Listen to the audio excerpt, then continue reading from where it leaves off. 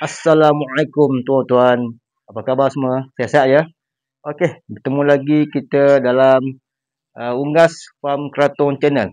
Okey, baik. Ini hari saya nak berceritakan sedikit tentang perkembangan anak ayam yang menetas pada 13 dengan 14 hari bulan 6 itu hari. Mari kita tengok.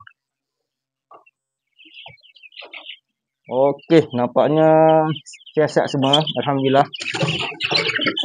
Yang besar terbang pula. Tak apa tu, biar yang besar biar dulu. Okey. Nampaknya sihat-sihat semua. Ayam yang kecil-kecil ni nanti akan saya hantar balik ke kampung lah. Sebab asalnya pun memang saya ambil telur daripada sana. Jadi saya ambil telur daripada kampung yang mak saya bela dan bawa ke sini untuk diramkan. Maknanya ni lah dia yang dapat. Maka sekiranya esok tak ada apa-apa masalah, insyaAllah kita akan bawa ke kampung lah.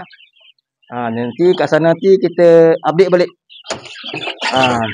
Janganlah keluar. Jangan keluar. Yang besar-besar ni mesti nak keluar ni. Biarlah dia. Sekejap lagi kita tangkap balik. Okey.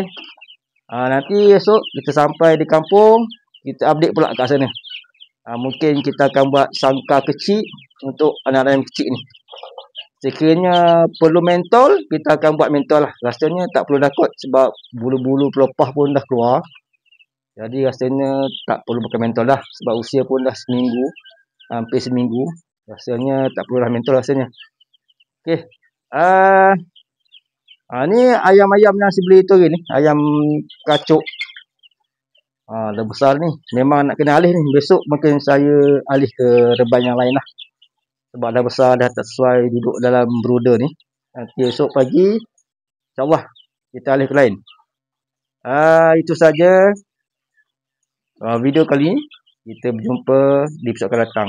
Assalamualaikum. Terbaik.